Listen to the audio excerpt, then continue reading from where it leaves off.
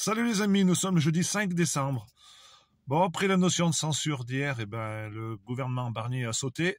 Ça a été le gouvernement le plus éphémère de la Ve République. Donc, à qui le tour? Sûrement quelqu'un encore du même cru, de la droite ou du centre. De toute façon, peu importe.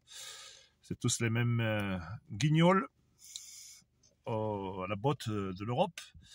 Mais quand même, là, il est tombé quand même un bon pro-Europe. C'était quand même le gratin de l'Europe.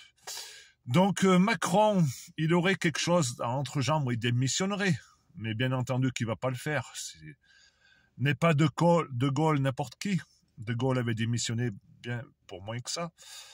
Donc Macron va sûrement s'attacher à la présidence, à son poste, et il va nommer quelqu'un d'autre qui va rester sûrement encore moins longtemps, puisque ça va durer, ça, je pense, jusqu'à l'été prochain, jusqu'à ce qu'il puisse de nouveau dissoudre l'Assemblée nationale. Et comme ça, finir son mandat en nommant des ministres et qui vont démissionner. Et qui c'est qui va être le roi des cons dans tout ça? Ça va être nous, le peuple, parce qu'on va banquer, on va payer des retraites à tire-larigot. Eh ben, Barnier, ça va être une belle retraite avec chauffeur, voiture, sûrement logement, tout ça aux frais de la princesse. Donc nous on paye, on banque. Donc ce qui me fait rire, moi, c'est quand j'entends Rousseau dire qu'il va envoyer ses troupes de la FNSEA aller casser la gueule aux députés qui ont voté la notion de censure. Mais mon pauvre Rousseau, t'es complètement à côté de la plaque. Je sais que t'as perdu un grand ami avec ton Barnier, mais va, je me fais pas de soucis, tu vas en retrouver un autre très vite. Et tu vas pouvoir nommer notre ministre. Tout ça, c'est du flan. Vous savez ce que j'en pense de la politique française.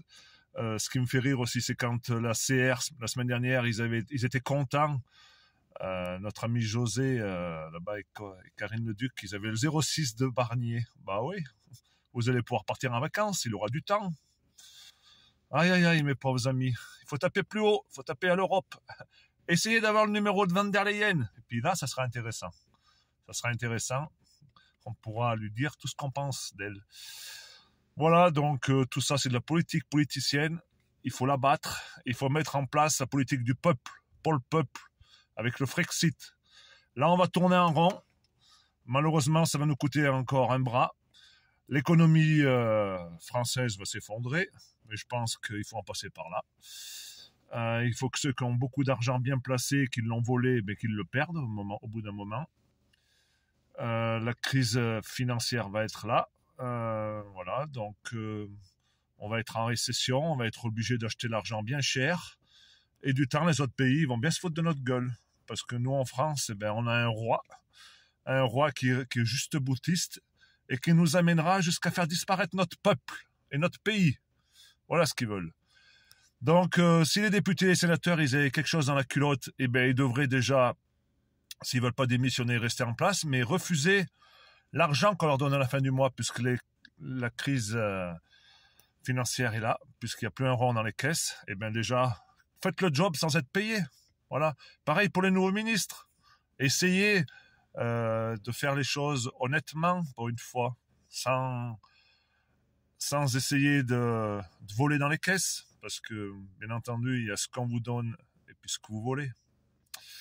Donc, la déontologie devrait être aussi chez les politiques. Essayez de faire le job sans se remplir les poches. Allez, la bise!